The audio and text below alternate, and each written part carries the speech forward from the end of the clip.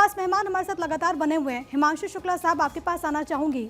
देखिए, देवेंद्र फडणवीस आते हैं, मीडिया से बातचीत करते हैं, आभार जाहिर करते हैं, लेकिन सवाल वही है साहब, मुख्यमंत्री कौन?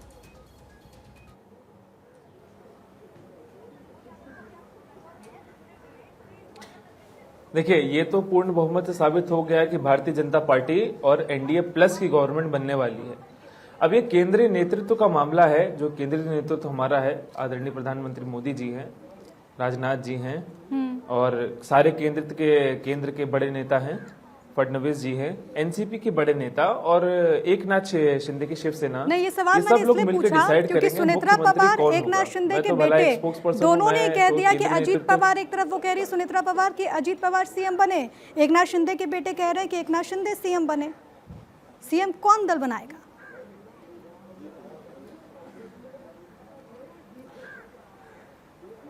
देखिए, जैसा कि मैंने अभी दोबारा भी कहा कि देखिए, हर पार्टी चाहती है कि उसका जो प्रतिनिधि कर रहा है वही मुख्यमंत्री बने, पर ये गठबंधित सरकार जो होती है तो उसमें निर्णय जो होता है वो मेन जो कोर कमेटी होती है, जो मेन पार्टी होती है, केंद्रीय नेतृत्व होता है, वो बैठ के हमारा डिस्कस करेगा। ये तो पहले से ही हो रहा है कि जिसकी जो पार्टी आएगी सब बैठेंगे, जब जीतेंगे तब उसमें से होगा। हमारा प्री डिसाइडेड फेस तो कोई था नहीं कि ये हमारा सीएम चेहरा है।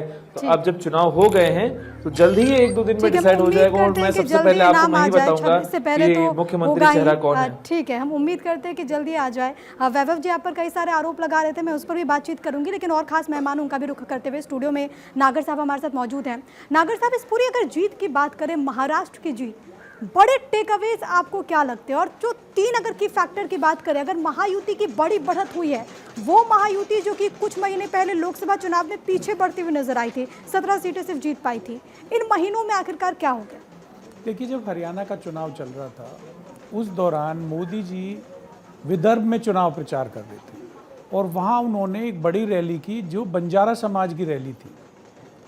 जब यहाँ हरियाणा में चुनाव चल रहे थे, भारतीय जनता पार्टी, बीजेपी, पूरी टीम महाराष्ट्र की विदर्भ रीजन में, आदिवासी रीजन में वोटर्स को लुभाने का, अपने साथ जोड़ने का काम कर रही थी। दूसरा, सभी चर्चा कर रहे हैं, मैं भी उसे मानता हूं, ये लाडली बहना जो योजना है, इसने बहुत अच्छी सफलता भारतीय जनता पार्टी। लेकिन अब ये आजकल ट्रेंड नहीं हो गया, एक टेक्स्ट बुक की तरह हो गया है। आप देखिए ना, मध्य प्रदेश से शुरुआत होती है, झारखंड में भी आप देख लीजिए मैया सम्मान योजना, या लाडकी बहन। और प्राइम मिनिस्टर साहब इसकी सबसे अधिक आलोचना करते थे, आज वही इसको अपना रहे हैं। तो इसके विषय में देखिए, इसका अंत कहाँ होगा? कहीं ना कहीं तो इस पे फुल स्टॉप लगाना होगा कि हम डायरेक्ट कैश ट्रांसफर करके। लेकिन ट्राइड एंड टेस्टेड है ना? ट्राइड एंड टेस्टेड है, लेकिन ये कब तक चलेगा? इसका अंत तो होगा ना कहीं, फिर हमें मूल मुद्दों पे आना होगा। और तीसरी सबसे बड़ी बात मैं ये कहना चाहता हूँ कि हमारे कांग्रेस पार्टी ने सामाजिक न्याय की बहुत बात की, राहुल जी ने बहुत अच्छे से उसका प्रचार किया, लोग भी जुड़े, लेकिन राहुल जी की बात को कांग्रेस पार्टी ने नहीं माना। जो राहुल जी ने 50% और खरगे साहब ने कहा कि हम संगठन में जिला से और एआईसीसी तक ओबीसी को, आदिवासी को भागीदारी देंगे, तो वीकर सेक्शन को भारतीय जनता कांग्रेस पार्टी संगठन में स्थान नहीं दे पाई। ये एक बहुत बड़ा कारण है। तो और आदिवासी क्षेत्र में यही बात जो आपने कही ना, वही बात एक बार कृष्णा साहब आपके पास लेकर के आऊंगी। क्या एक कम्युनिकेशन गैप भी नजर आता है क्या कांग्रेस पार्टी में? आप दोनों चुनावों में देख लीजिए ना, जो आंकड़े सामने आए हैं, एक तरफ 19, एक तरफ 17, क्या कांग्रेस पार्टी सिमटती नहीं जा रही? क्या इसकी वजह क्या? देखिए, मुझे एज एन संगठन कांग्रेस का जो है हिसाब किताब थोड़ा समझ से परे है, क्योंकि ना वहाँ पे बहुत सारे पावर सेंटर है नहीं, लेकिन लोग अपनी अपनी चलाने की कोशिश करते रहते हैं। तो जो राहुल गांधी की अपनी एक टीम है, सोनिया गांधी जी की अपनी एक टीम है, उनके बीच में समन्वय नहीं होने का और कौन ऊपर आएगा कौन नीचे आएगा, इसकी लड़ाई में कांग्रेस जो है एकजुट होकर कहीं भी खड़ी दिखती नहीं है। प्लस कांग्रेस हमेशा हर एक स्टेट में जो है, चाहे महाराष्ट्र हो चाहे झारखंड हो, दोनों में बी टीम का काम कर रही थी, ए टीम का काम नहीं कर रही थी।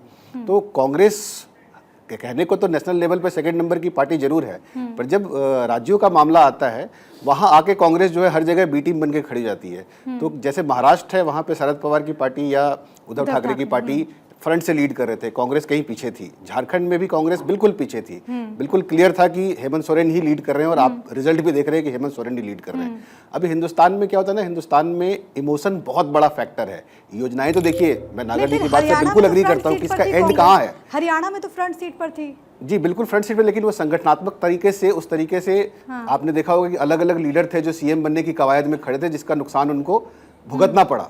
पार्टी में आपस में कैडर लेवल पे उनके आपस में मेल मिलाप नहीं, कोई उसके साथ है कोई उसके साथ है करके उन्होंने वहाँ पे वो गड़बड़ हुई, जिसकी वजह से उसका ये खामियाजा भुगता उन्होंने।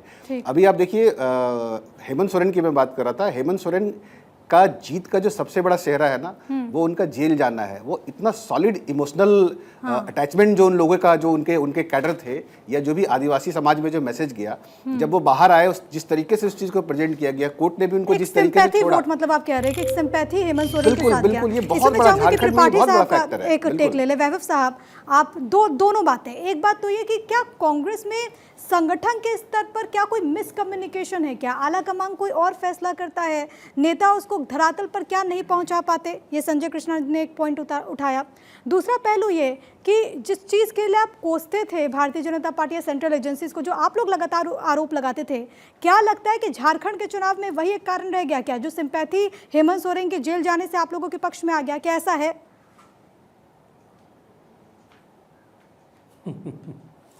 जी देखिए, भाजपा ने जीता तो उसने मास्टर स्ट्रोक चलाया, और कांग्रेस का गठबंधन अगर जीता तो वो सिंपैथी में जीता। नहीं, मैं संजय जी की बात आप तक लेकर के आ रही थी। मैं ये एक बात कहना चाह रहा था, मैं अपनी बात कर लूँ, पीछे भी आपने बोलने नहीं दिया। अरे साहब बिल्कुल बोले, काउंटर आएगा तो बोलूं, पूछूंगी ना, आपसे ही सवाल जवाब करना है, इसीलिए तो बुलाया आपको। नहीं, बिल्कुल बिल्कुल बिल्कुल। लाड़की बहन योजना की जो बात है, नवंबर का एडवांस भुगतान कर दिया चुनाव के दौरान, चुनाव आयोग मौन है, सवाल इस पे भी खड़ा होता है। 15 करोड़ रुपए वो डायरी में मेंशन थे, 5 करोड़ रुपए मिलते हैं, उस पे चुनाव आयोग मौन है।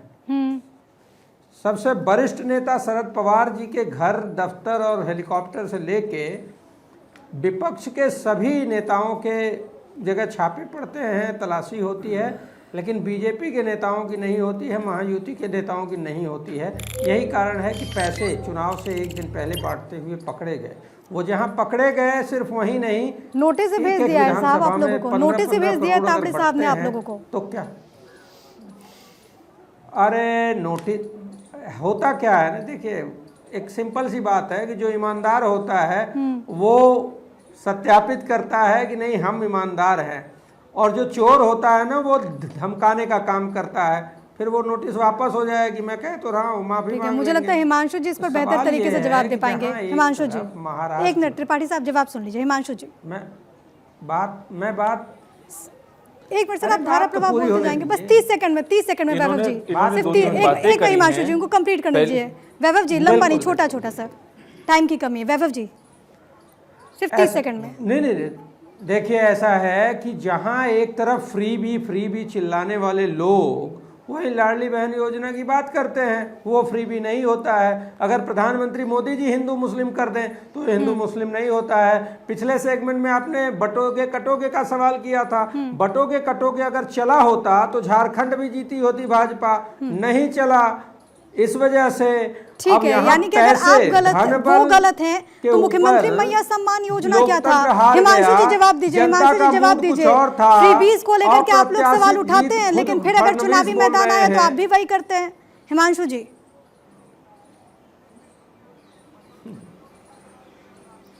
मैं इनकी बात कहूंगा, पहले इनकी पूरी बातों का जवाब दूंगा। ये कह रहे हैं पवार जी पर इन्होंने छानबीन करी, तो पवार जी पर जब 10,000 करोड़ के फ्रॉड का केस है तो वो सवाल आपने पवार जी से नहीं करे। अमित शाह जी का जब हेलीकॉप्टर जब सर्च हो रहा था तब आप क्या आंखें बंद कर ली थी आप लोगों ने? उद्धव जी का हेलीकॉप्टर सर्च होता है तो आप लोग देखते हो, अरे बड़े आंखें फाड़ फाड़ के, अरे नहीं, पर वो तो कहते हैं कि बीजेपी का वॉशिंग मशीन, कोई नेता आपने आता है तो धुल जाता है, फिर वो तो ये कहते हैं कि बीजेपी वॉशिंग मशीन है। 70,000 करोड़ का भ्रष्टाचारी अगर थे अजीत पवार तो अगले दिन मुख्यमंत्री मशीन इनके धीरज साहू जी कैसे बन गए? वॉशिंग मशीन इनके धीरज साहू जी 70,000 करोड़ का आरोप प्रधानमंत्री मोदी जी ने बनाया था। इनके वॉशिंग मशीन धीरज साहू जी हैं क्या, जो झारखंड में पिलरों ये जो बात कह रहे हैं कि 70,000 करोड़ का अगर अपराध भ्रष्टाचार अजीत पवार ने बनाया था, अगले दिन उनको डिप्टी सीएम और अभी जैसे इलेक्शन आते हैं मुद्दे उठा लेते हैं। आप दोनों बोलते रहेंगे, किसी की बात सुनाई नहीं देगी, प्लीज प्लीज। जैसे ही भाजपा में दोनों बोलेंगे तो किसी की आवाज समझ में नहीं आएगी। हिमांशु जी को कंप्लीट करने दीजिए, फिर वैभव जी आपके पास आऊंगी। एक बार को कंप्लीट करने गाड़ी में दीजिए। पैसे के साथ पकड़े गए। देखिए आपके बीच में मैं नहीं बोल रहा था ना, हिमांशु जी आपके जल्दी बीच में मैं कंप्लीट नहीं बोल रहा था, अब आप क्यों बोलने लग गए बीच में? आपको ठीक है, मैं वो बोलने नहीं बोलेंगे, दूंगा आप फिर। अपनी बात कंप्लीट करें। मुझे बोलने दीजिए आप। हाँ हाँ, नहीं इनकी आंखें बंद हो जाती है क्या? नहीं, झारखंड के एमपी के जब 300 ये कह रहे फ्रॉड और स्कैम की बात है। शरद पवार जी पे 10,000 करोड़ के फ्रॉड का केस नहीं लगा हुआ है। राहुल गांधी जी 5,000 करोड़ के केस में बेल पर नहीं है। सोनिया गांधी जी बेल पर नहीं है। अमित शाह जी का जब हेलीकॉप्टर सर्च होता है तो इनको दिखाई नहीं देता, इनकी आंखें बंद हो जाती हैं। और इनके झारखंड के 3 एमएलए जो हैं हुगली के पास 50 लाख गाड़ी में पकड़े गए, तब इनको दिखता नहीं है। किस बेसिस पे आ रहे हैं यहाँ पे क्वेश्चन करने के लिए?